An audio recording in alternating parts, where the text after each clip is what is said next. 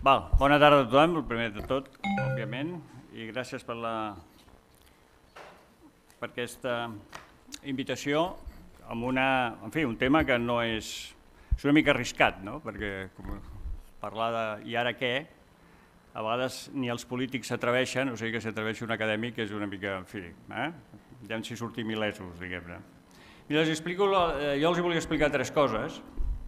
Ho dic perquè si a algú no li interessa ja pot marxar, perquè no. La primera cosa era fer un petit comentari, abans de l'ara què, fer un petit comentari del 9N, perquè si estem al 13N del 2014, home, jo crec que un petit comentari, no centraré en això la intervenció, però un petit comentari sobre això crec que fins i tot per situar el que diré després val la pena. Aquest seria el primer punt. El segon punt seria el ara què, és a dir, el centre de gravetat de la intervenció d'avui, i això vol dir, doncs, estratègies, objectius, calendari. Això és una agenda una mica complexa. I finalment un tercer punt, que és el que porta també el títol de la conferència, que seria una mica parlar que si fem un procés com el que estem fent, que al final com a objectiu tenim la constitució, la construcció d'un nou estat, aquest estat com ha de ser? Hem de fer un nou estat per fer el que fa una cosa més del que ja hi ha? Hem de fer una cosa molt diferent? Hem de fer una cosa una mica diferent? Què hem de fer? O sigui, quin contingut genèric, òbviament, què vol dir constituir al segle XXI un nou estat? Això són els 3 punts. Bé, veig que no s'aixeca ningú, segueixo. Bé, el 9N, a mi no m'agrada dir que el 9N vam fer un acte simbòlic, perquè no és només un acte simbòlic. Jo crec que és un acte d'un alt contingut polític, i així ho ha entès bona part de la col·lectivitat internacional. D'entrada, ha sigut la primera vegada en 300 anys que d'una manera sui generis, diguéssim, però la ciutadania catalana estava convocada a votar per la independència de Catalunya. Això no havia passat mai. Ja només això ja és com un salt bastant important. Sabem que no és un referèndum, sabem que no és una consulta, això ja ho sabem, les condicions de contorn, és que s'ha dit un procés participatiu, bé, se li pot qualificar així, però jo crec que això ha sigut des del punt de vista polític, ha sigut una jugada política intel·ligent si sortia bé. Si sortia bé, perquè era una jugada política d'entrada no molt compresa per tothom, crec, i segon, arriscada, perquè podia sortir fatal. En el moment de fer la decisió, en fi, no us he d'explicar res, no? És a dir, que el món polític és un món que sempre es prenen decisions amb informació incomplerta. I per tant, t'arrisques, no? Què vol dir que havia de sortir bé o que podia sortir bé? Quines són les condicions per dir que havia de sortir bé? Bé, s'havien de complir, jo crec, 4 condicions, 4 coses, diguéssim. En primer lloc, cosa important, que es pogués fer. Això no estava clar. El govern central va passar d'una primera fase de menysteniment total, dient que això era una xarlotada, era una cosa, en fi, de passo que t'emboli, diguéssim, a dir que era una cosa importantíssima i que s'havia de prohibir recurs al Tribunal Constitucional per segona vegada. Va fer un gir de 180 graus, que es pogués fer, malgrat la segona suspensió, diguéssim, del Tribunal Constitucional. 2, que estigués ben organitzat, perquè es podria fer i fer-ho fatal a nivell organitzatiu, que estigués ben organitzat. 3, que després la ciutadania, en fi, tingués una participació suficient. Si hagués participat 700.000 persones, que dius, home, 700.000 persones no està mal, són 7 camps del Barça plens, diguéssim, no? Però clar, sempre és relatiu al que és el global de la població. 700.000 persones hauria sigut un fracàs. I això dit, s'hauria d'haver dit també des de la pròpia. des de Catalunya, diguéssim. I quart, que fos un procés que, malgrat totes les limitacions que tenia, tingués una repercussió mediàtica internacional important. Bé, aquestes 4 condicions s'han complert. És a dir, ha sortit bé. No se sabia sortiria bé, però ha sortit bé. Llavors, de les anàlisis de les dades del 9N, veiem, tenim que al voltant una mica més de 2.300.000 persones de participants, amb un 80% de vots independentistes, diguéssim, del sí, aquesta pregunta complicada que es va fer per lograr el consens. I amb la participació clarament va superar les expectatives.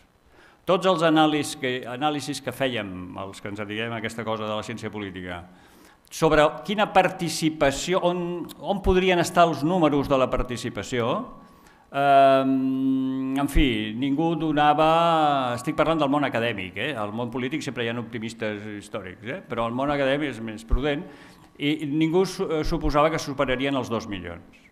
Jo vaig fer un càlcul una mica així a l'engròs i vaig dir 1.700.000, 1.800.000, anant bé. Anant bé. Això, en fi, s'ha superat i bé, crec que és una victòria col·lectiva. Jo crec que, seguint el símil futbolístic del Quim, que hem passat l'eliminatòria, jo crec que si estem jugant un partit, jo crec que podem fer el símil que estem jugant un partit de futbol amb el govern central.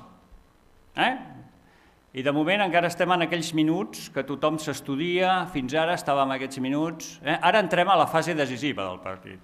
Fins ara anàvem 0-0, però el 9N vam marcar, ara anem 1-0, perquè això és un moment que jo crec bastant irreversible pel sentit polític que marca. És molt diferent haver fet aquest 9N de no haver-lo pogut fer. L'escenari és diferent. Fent una projecció, diguéssim, si amb aquestes dades, una projecció amb un referèndum oficial, aquesta majoria de 1,8 milions, 1.800.000 vots, és suficient o no per guanyar un referèndum amb unes condicions, podríem dir, oficials, entre cometes, siguent optimistes a l'escocesa. Bé, no és suficient, la resposta és que no és suficient. S'hauria d'aconseguir al voltant, si tenim en compte una participació, perquè això depèn de la participació final que hi hagués en aquest referèndum, però amb una participació calculada d'un 80%, que crec que és relativament realista, necessitaríem al voltant d'uns 300.000-400.000 vots més de vot independentista. Òbviament, aquest 80% potser s'haurien de sumar alguns dels vots del sí-no, no sabem quants, previsiblement menys que del no, o sigui, del sí-no previsiblement n'hi haurien més del no que del sí, però bé, alguns sí que s'haurien d'afegir al 1.800.000. Doncs tenint en compte, compte amb això, tenint en compte que es mantinguessin al 1.800.000, que això no està clar, és a dir, perquè una cosa és quan es fa un referèndum així, amb aquestes condicions, i una altra cosa és quan fa un referèndum de veritat, que molta gent es torna més conservadora, a favor de l'estatus quo. Per tant, cuidado amb això. En definitiva, necessitaríem al voltant de 2.400.000 vots, una cosa així. 2.300.000, una cosa així. Però, això perquè sortís, però el sí. Però per guanyar-lo, compta amb les enquestes, perquè si estudiem els referèndums a la política comparada, si una enquesta et dona que tu tens el 52% de vots favorables la setmana anterior al referèndum, vol dir que perdràs. Vol dir que perdràs, perquè al final el comportament de la ciutadania sempre és més conservador a favor de l'estatus quo que no pas allò que les enquestes deien. O sigui que les enquestes ens haurien de donar un 55 o un 57% la setmana abans per tenir una certa seguretat que el sí guanyaria. Dic això una mica per posar números. La ciència política sempre posa números a les idees, per saber més bé de què estem parlant. Però, en definitiva, amb el 9-N jo crec que va ser un èxit per tothom. Va ser un èxit pel president de la Generalitat, va ser un èxit pel govern, pels partits, pels voluntaris, per Òmnium, per l'ANC i, sobretot, per la ciutadania. La ciutadania, tenim una ciutadania magnífica. Quina és la gran fortalesa de Catalunya? La ciutadania. Això és la gran... Escolta, és que tothom està mobilitzat. Bueno, tothom, tots els que estem mobilitzats ho estem. Tu dius a la ciutadania, tothom ha d'anar vestit de Groucho Marx a l'estàtua de Colón a les 3 el dia tal. Escolta, la gent hi va. O sigui, que estem disposats a fer moltes coses, no? En canvi, les reaccions del poder polític central, quines han sigut? Un desconcert analític total. No sabien, no saben, encara avui, com analitzar-ho, això. Es nota que els hi fa molta ràbia, però no ho tenen amb coordenades mentals clares i reflexen una certa desesperació pràctica. O sigui que no... En fi, el president Mas envia una carta i els altres contesten amb la Fiscalia.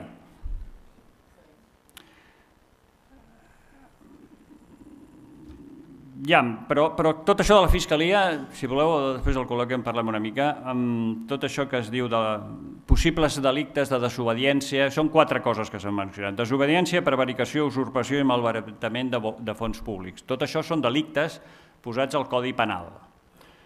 Però jo, per mi, jo no sé si us en recordeu de les pel·lícules dels anys 70, d'aquestes còmiques del Monty Python, aquest grup anglès. A mi el govern central és que em dóna la sensació que són el Monty Python. És a dir, que es reuneixen i llavors uns quants pensen hem de fer alguna cosa. No sabem què hem de fer, però hem de fer una cosa. I què podem fer? I llavors comencen a preguntar-se a qui podem acusar de què? És un desconcert total. És a dir, que potser ni presenten la querella a la Fiscalia. Ja veurem, hi ha un lío total. Hi ha un lío total a la Fiscalia. I entre la Fiscalia de Madrid i la Fiscalia de Catalunya, a dintre del PP hi ha una crisi total que es qüestiona el lideratge de Rajoy constantment. Hi ha un sector que el vol fer fora, simplement, i convocar eleccions, diguéssim, més d'hora que les que toquen i fer-lo fora, i això és el sector, podríem dir, dur. Bé, jo crec que tot això és un altre error, diguéssim, que van cometent, diguem-ne, del govern central, cosa que quan l'equip contrari s'equivoca, doncs ja està bé. No els hi hem de posar tampoc, no els hem de criticar molt, diguéssim, o sigui que ja està bé. Ara, si es produís això de la Fiscalia, etc., hem de respondre. Hem de respondre com a país. S'han de fer mobilitzacions. No ens hem de deixar empatar el partit. No. De cara a qui? De cara als espectadors, que són qui? Sobretot l'audiència internacional. No ens l'hem de deixar. Anem 1-0 i anem guanyant. O sigui que una resposta clara des de la pròpia societat s'haurà de fer. Ja estem en una crisi d'estat, i acabo aquest primer punt. Jo crec que el govern espanyol actual té un greu problema polític, en el sentit que és un govern colonitzat pels advocats de l'Estat, que són molt bons jurídicament, però són pèssims políticament. I avui és un moment polític, no jurídic. La cultura política, el paradigma és la vicepresidenta del govern. La cultura política és la del dret administratiu. Un problema, anem a mirar què diu la llei no sé què, article 28.4. S'ha de fer això. Clar, això és no entendre res quan precisament el problema són les lleis. Si tu adoptes una posició, un enfocament des de dintre de les lleis per contestar alguns que t'estan dient que el problema són les lleis, home, ja es veu que amb aquests això no podràs mai ni tan sols entendre, diguéssim. És a dir, no tens la capacitat intel·lectual com per aproximar-te bé al problema. Cada cop el discurs de la legalitat es va fent més antic, es va fent més, podríem dir, fora de lloc. Fa 6 mesos tenia més sentit en la seva cultura administrativista que no pas ara. I suposo que encara en tindrà menys d'aquí 6 mesos. A vegades s'ha dit, compte amb això del passar-se, diguéssim, de radicalitat, perquè l'experiència ens pot portar al 1934. Companys, govern a la presó, radicalitat des de Catalunya, no es fa bé. Jo crec que la referència ja avui, i més després del 9N, no és el 1934, sinó que és el 1898. Ja sabeu que van passar coses. No em resisteixo a llegir-vos unes declaracions del Rajoy de llavors, que era el Cánovas del Castillo, el líder del Partit Conservador, en una entrevista, si voleu, és el 21 de novembre a La Vanguardia, del 1896, que li pregunten, dic en castellà, ¿cuáles son nuestras relaciones con los Estados Unidos? Ya sabeu que va haver una guerra al 98. Nuestras relaciones con los Estados Unidos son excelentes. Como todas las demás naciones, no quiero nada, parlant de Cuba, no quiero nada de reconciliaciones, nada de medias tintas, ninguna transacción con los rebeldes. Mientras esté en este sillón, mientras tenga la honra de presidir el Consejo de Ministros, mi política se resumirá así. Ninguna fanfarronada ni temeridad, calma y firmeza en el interior. En el exterior ninguna confesión, ningún paso atrás, ninguna debilidad frente a quien quiera que sea. La razón y el derecho están con nosotros y tenemos la voluntad inquebrantable de hacerlos triunfar. He aquí mis pensamientos y creo que el pueblo español no me perdonaría el que tuviera otros. Li sona això que ho pogués dir algú altre 120 anys després? La resposta és sí. Bé, tanco aquest primer punt. Ja està, el 9N ja està. Escenaris de futur, que és el centre de gravetat d'avui. Em controles el temps, Bueno, com deia abans, la primera reacció de la Generalitat ha sigut enviar una carta al president del govern dient que ja si fem un referèndum, una altra vegada. Alguns que han dit tornem a la casella de sortida, tornem a començar el procés. Bé, jo crec que no tornem a la casella de sortida. Enviar una carta, no sé, sempre és educat, tampoc fa mal, no? O sigui, ara la reacció de la carta ja és, en fi, clara. Per tant, no cal esperar absolutament res. Absolutament res. O sigui, les terceres vies sempre han estat triturades, però avui estan triturades i completament desaparegudes. O sigui, estan totalment, en fi, explotades, diguéssim. Hi ha qui confia que hi haurà una oferta per part de l'Estat. Bueno, com que hi ha qui confia, ho comento. Jo crec que no és probable això. Si hi ha alguna oferta, home, no està mal estudiar-la. Home, si et fan una oferta, doncs mirem-ho, no? Però crec que per ser acceptable s'haurien de complir 4 condicions. 4 condicions que després em direu si són realistes que l'oferta del poder central les tingui. Primer, que hi hagués un reconeixement formal i de ple rendiment simbòlic i polític de Catalunya com a nació diferenciada. Això es va intentar amb l'Estatut i va fracassar. 2, que hi hagués un autogovern en la pràctica totalitat de matèries, articulant també política internacional i política europea. Actualment Catalunya no és ningú com a actor en política europea, no pinta res. Això poso com a exemple. 3, que hi hagués un autogovern en els recursos econòmics del país. Que això també es va mig intentar amb l'Estatut i també va amb la reforma de l'Estatut, del 2006, i això també va fracassar. I sobretot, a més d'aquestes 3 coses, que hi hagués una 4a condició, que hi haguessin garanties que els acords fets es compliran. Perquè si una cosa caracteritza el poder central és que no compleix els acords fets. Per tant, ha d'haver-hi garanties d'acord, encara que sigui en mediació internacional. Encara que fos en mediació internacional. I una garantia per l'acord que es complirà és tenir dret a secessió. Perquè si no, això no ho dic jo només, ho han dit constitucionalistes espanyols. Si no hi ha el dret de secessió per part d'una nació minoritària, quina resposta pot tenir quan el govern central, emparat amb els seus tribunals, incompleix els acords? Cap. Per tant, una cosa és el contingut i l'altra cosa és les garanties que el contingut serà respectat, el contingut del pacte, del possible acord. Està el govern espanyol disposat i amb capacitat d'oferir aquestes 4 condicions? Jo crec que no en pot oferir cap. El primer president espanyol que ofereixi això se'l menja en viu, els seus propis. Els seus propis, és a dir que això està fora. I ara què?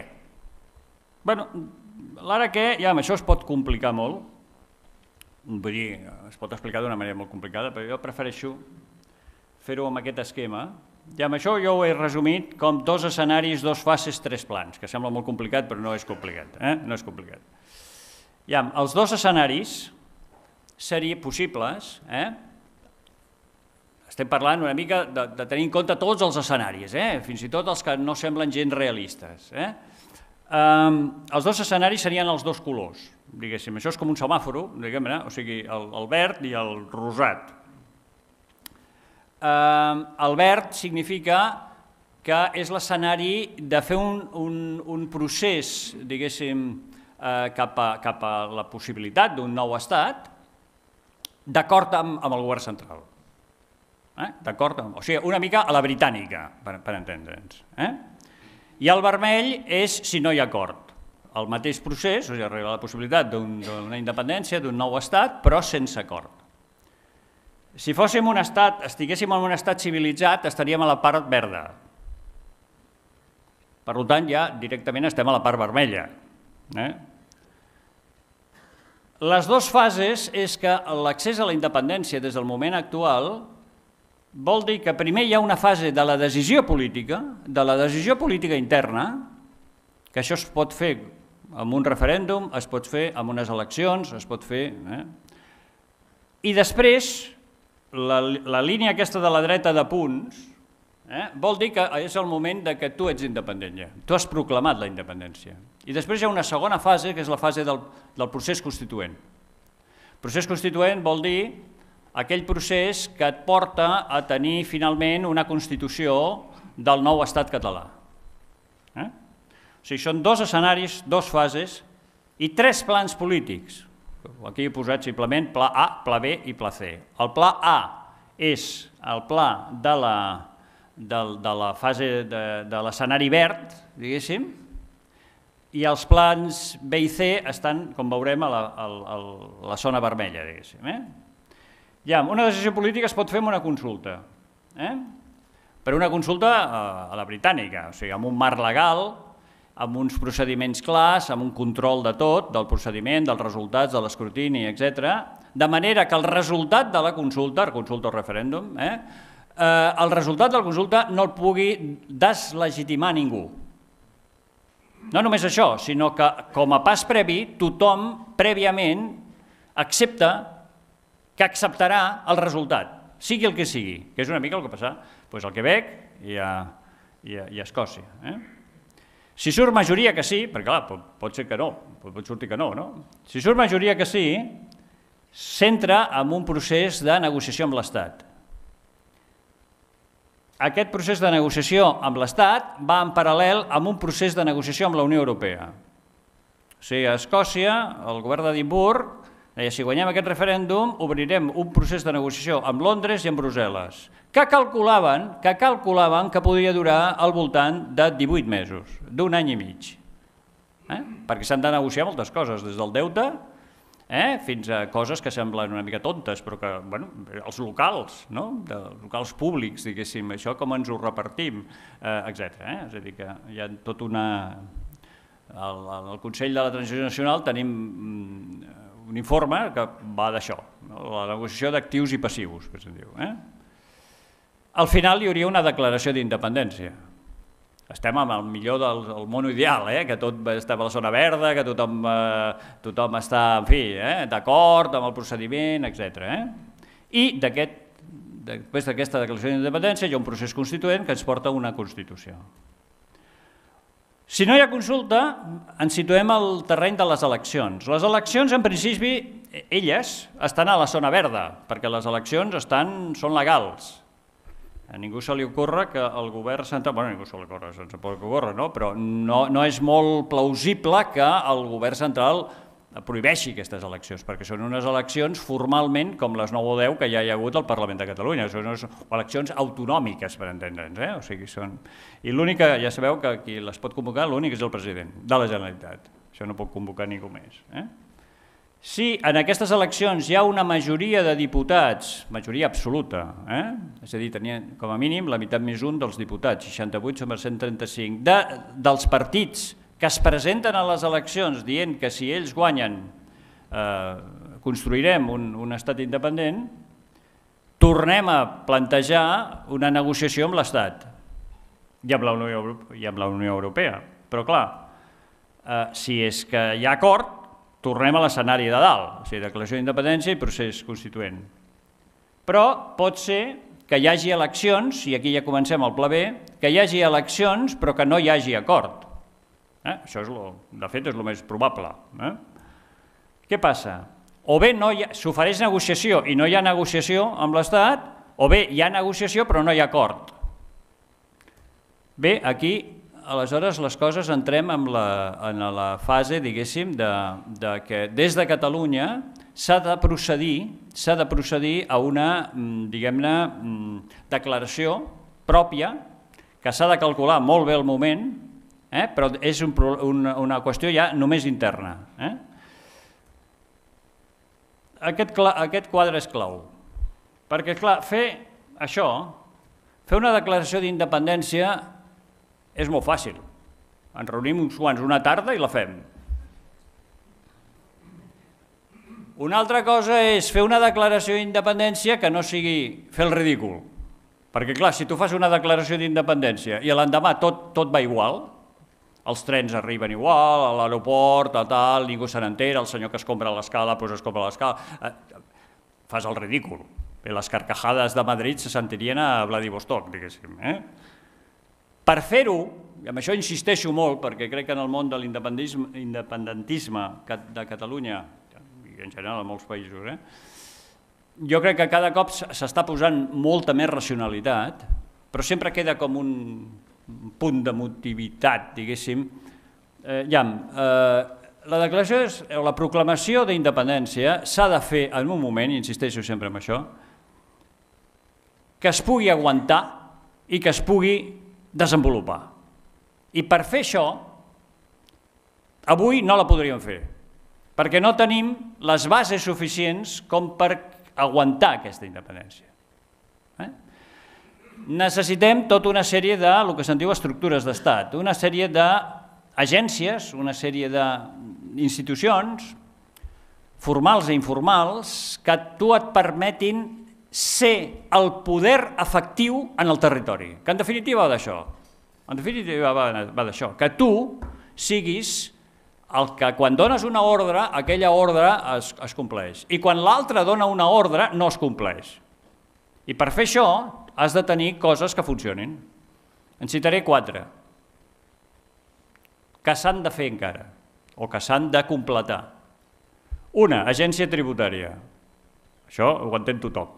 Necessites recursos, necessites que les contribucions dels ciutadans i de les empreses catalanes siguin recollits per les pròpies institucions del país, no cap a l'agència espanyola, que és on van ara, amb la majoria d'ells. Agència tributària. 2, seguretat social.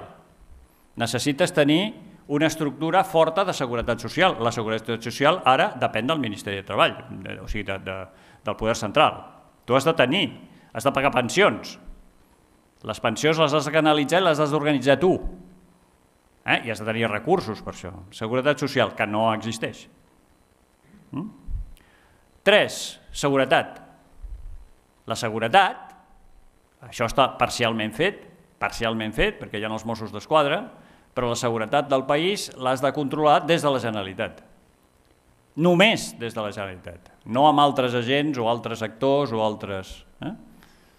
Per tant, si la Generalitat dona un ordre, els Mossos d'Esquadra, el 100% han d'estar amb la Generalitat. Bé, això podeu dir, home, esclar, doncs això s'ha de també planificar bé. I 4, el poder judicial. El poder judicial, en el moment que tu fas la proclamació, tu estàs fent una desconnexió de la legalitat espanyola i estàs fent una desconnexió de les institucions espanyoles. Per tant, tot això, diguem-ne, els jutges, com a mínim amb un 60% per dir alguna cosa, aquests jutges han de seguir la legalitat catalana, la legalitat del Parlament, no la legalitat de l'altra banda. Bé, tot això són estructures d'estat, en podríem fer més, n'hi ha de més fàcils, encara que semblen complicades, n'hi ha de més fàcils, també hem fet informes d'això del Consell, com l'energia, com les telecomunicacions, tot això ha de funcionar, l'aigua, que semblen coses menors al costat de... Bueno, però un país funciona així. Tot això s'ha de tenir previst, s'ha de tenir estudiat, s'ha de tenir pactat, s'ha de tenir ordenat, i això no s'improvisa, això s'ha d'anar construint. Si no tens tot això, proclamar la independència és un brindis al sol. I si ens equivoquem amb això, ens hipotecarem per dècades. Si fem un error, o sigui, Catalunya és la part dèbil respecte a un estat. Enfrontar-te a un estat és una cosa complicada. Un estat té molts recursos, té recursos econòmics, polítics, jurídics, mediàtics i internacionals, de pressió. La Generalitat té moltes menys coses, és molt menys potent, és la part dèbil a nivell institucional, ja es veu. Per tant, aquí calcular el moment serà important, però el moment, que sempre significarà un risc, hi ha un moment que ens haurem d'arriscar, però col·lectivament el que no crec que seria infantil, deixar-se guiar per l'emoció i fer-ho molt de pressa. Hi ha molta gent que té molta pressa. Les coses s'han de fer primer bé i després de pressa, no al revés. No al revés. Primer de pressa i després bé. No, primer bé i després amb garanties d'èxit. Per tant, aquí hem fet una petita llista de les estructures d'estat que es necessiten, com a mínim, aquesta llista és més llarga, però com a mínim les més fonamentals han d'estar ben estructurades. I en bona part, això, construir aquestes estructures és el repte i el principal objectiu del proper govern, que després parlaré del govern, del proper govern de la Generalitat. Aquest govern anterior, el que hi ha ara, ha sigut molt important, però és el govern de la consulta, per entendre'ns. Ha sigut la legislatura de la consulta. El proper és molt més decisiu encara, perquè si guanyen els partits independentistes en unes potencials eleccions, és el govern, pot ser el govern de la proclamació de la independència. O sigui que és el moment clau. Per tant, totes aquestes qüestions s'han d'anar construint. Però compte, s'han d'anar construint d'una manera, no diré clandestina, però sí d'una manera alegal. Perquè, òbviament, la legalitat espanyola va en contra que tu construeixis això. Que tu construeixis una agència tributària pròpia, esclar, això xoca amb les lleis espanyoles, diguéssim. Per tant, això ho has de fer, en fi, és una mica d'enginyeria, no és impossible per això es pot fer. Crec que es pot fer si hi ha voluntat de fer-ho. El país té molts recursos econòmics, d'empreses, d'universitats, de recerca. Som un país amb una societat forta. Som un país presentable, la veritat, no és autobombo. Jo crec que a nivell de política comparada som... El que es falta és tenir un estat. La societat catalana és forta. I finalment, hi hauria... Bé, podem deixar-ho aquí, és igual, passo del present. El procediment ara, ara aquest. Jo crec que la primera fase tot apunta que anem a unes eleccions. La segona, primer cito 5 punts. Eleccions al Parlament, després que els comento, eleccions al Parlament, formació d'un nou govern, previsiblement de coalició,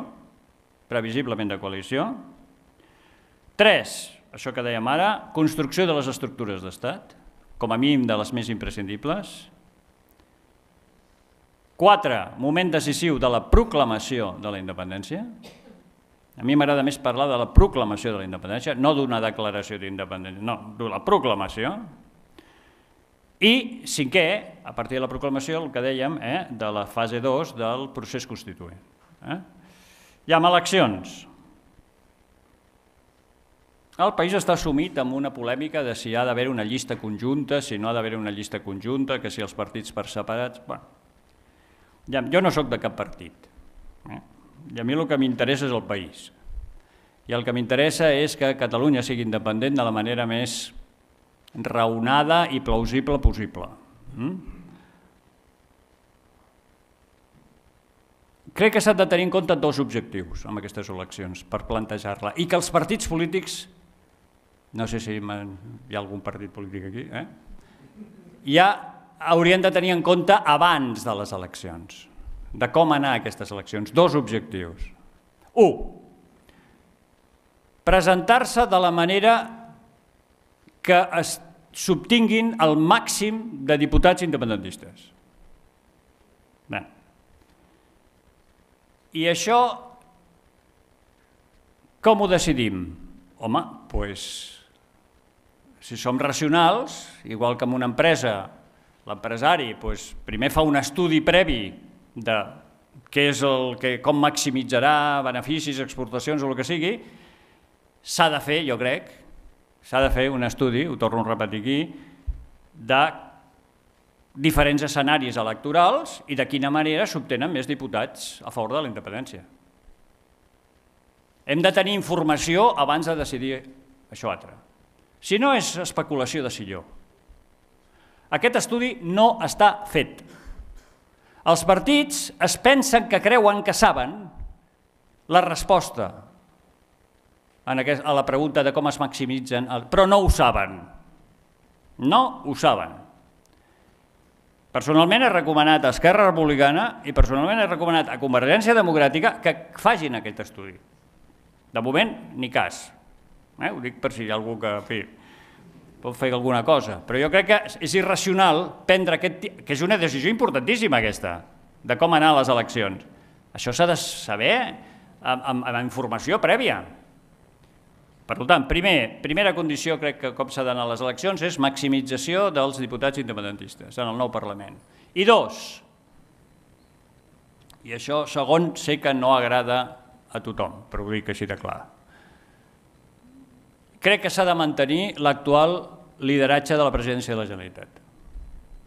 Crec que seria un error en aquests moments fer un canvi de líder a la presidència de la Generalitat. Jo dic sense emputs. Això amb ulls internacionals no s'entendria gens. Gens. Aquests catalans, que són així de marxosos i sempre estan en manifestacions, són especialistes mundials de fer manifestacions i tal, que tenen les dificultats que tenen amb un estat totalment, diguem-ne, hostil a les seves perspectives, etc. I ara resulta que a mig camí, a mig partit, canvien l'entrenador, canvien el porter, canvien... Escolti, no. Jo crec que s'han de mantenir aquestes 2 coses. Maximitzar el nombre de diputats i 2, mantenir el lideratge de la Generalitat. Es pot dir que són contradictoris aquests 2. Jo crec que no. Jo crec que no, que es pot pactar abans. Fins i tot es pot pactar, això potser sóc ingenu, però fins i tot es pot pactar el govern. Potser no al 100%, però el govern futur, cas que junts o separats es guanyin les eleccions. Això es pot fer. Si es té clar que l'important és tenir el màxim de diputats i que si es té clar que l'objectiu és la independència, que jo crec que aquests partits ho tenen clar, no només Convergència i Esquerra, sinó la CUP també, però la CUP es presentarà a part i crec que és bo que es presenti a part perquè és un tipus d'electorat diferenciat, o sigui que col·labora a maximitzar el nombre de diputats, doncs això es pot fer. Això es pot fer. I cal exigir molta professionalitat als nostres polítics. Vaig dir a la ràdio l'altre dia, és a dir, que la ciutadania ha tret nota en el 9N. Ara s'ha d'esperar que els polítics treguin nota. I això en aquests moments, doncs ja veurem. S'han de presentar l'examen encara. No sabem si els posarem nota o no. O si els posarem un aprovat raspat o... Bueno, jo esperaria professionalitat en els polítics i sentit de país. I sentit de país. Estic bastant convençuts que hi serà això. D'una manera barroca. Però al final tinc l'esperança que hi serà. Perquè, entre altres coses, estan molt pressionats, també. Bé, eleccions. Segon punt, formació de govern. El proper govern ha de ser un govern molt fort. Ha de ser un govern indiscutible. Ha de ser un govern que totes les conselleries estiguin dirigides per gent potent, amb reconeixement internacional. Res de polítics aficionats i de polítics que estan allà per fer la pilota en el secretari d'organització. No. No, perquè a vegades ha passat això. Escolta, perquè ens hem d'enganyar. Passa a tots els governs, no només el d'aquí, passa a tots els governs. Un govern fort, jo aconsellaria amb la participació d'independents forts, prestigiosos en els seus camps. O sigui de... Bé, tercer punt, que només l'en menciono perquè ja n'hem parlat. L'objectiu fonamental és muntar aquestes estructures d'estat que permetin la proclamació de la independència, que s'han de fer al marge de la legalitat espanyola. Per tant, no és fàcil això, perquè dir hem de fer estructures d'estat, això és molt fàcil de dir-ho, però fer-ho és complicat. Per això es necessita un govern potent. Paral·lelament s'ha de fer internacionalització de la propera proclamació de la independència. S'ha de fer molta més internacionalització que s'ha fet fins ara, que se n'ha fet però poca i molt centrada en la presidència de la Generalitat. Jo aconsellaria fer una conselleria d'afers estrangers, d'afers exteriors, conselleria. Cosa que igual impugnen a Madrid, bueno, això és un lío total, però jo d'entrada la faria. Així, s'ha de donar imatge que, en fi, cap enfora, això anem en sèrio. I jo crec que a partir d'ara, a partir del 9N, hi podem anar més que abans. 4. El moment de la proclamació de la independència. Aquest és, juntament amb les estructures, els dos grans reptes del proper govern són, 1, les estructures d'estat, i 2, decidir el moment de la proclamació, que això és molt complicat. La gestió del temps, això és difícil, perquè si t'equivoques és irreversible segurament. És a dir, que això s'ha de fer... Vaja, jo amb això no... És el que he dit abans, no aniria amb unes presses com perquè es pugui, no estar segur. És a dir, que al moment que ho fas, com a mínim, has de tenir el 50% de possibilitats que et sortirà bé. Si només en tens el 15%, home, per moltes ganes que en tinguis, millor, prepara't millor, no, diguéssim. Aquest és el segon element clau de l'èxit del procés. Estructures d'estat i el segon és la gestió del temps. El moment de la decisió sobre això. La resposta genèrica, òbviament, és fer la decisió quan la puguis aguantar, el que he dit abans. Quan tu diguis, jo proclamo la independència i a més ho soc d'independent. I ho puc mostrar d'aquesta manera, amb les lleis, amb les infraestructures, amb l'ensenyament, amb la vida, diguem-ne, quotidiana, diguéssim. I el cinquè punt seria ja entrar en el procés constituent, que ara no detallo, que vol dir ja tot un informe també del Consell sobre el procés constituent, que és dels que ens va costar més hores, perquè, en fi, és una cosa hipotètica tot, no? Però estem bastant satisfets del producte que vam fer, és l'informe número 10, em sembla, n'hem fet 18 informes al Consell de la Transició, llavors aquest és el número 10. O sigui que em remeto en aquest, no cal que us detalli aquí. Jo espero que d'aquí un any o dos el Quim em torni a convidar i llavors us explicaré el procés constituent, però encara no hi som, diguéssim, el procés constituent. Això serà l'últim punt. Et convidarem abans. Et convidarem abans. Bueno, això, per parlar d'una altra cosa, per això, no? Bé, com estic de temps? Bé, acabo amb un tercer punt, que primer és el 9N, després això, molt ràpid, només el tipus d'estat que hem de fer, com si digués, o sigui, el tipus de... Home, jo crec que per fer una democràcia com l'espanyola, tants esforços, no sé, Per fer un estat de dret com l'espanyol, que l'altre dia vaig fer un article que es diu Estat de dret tort,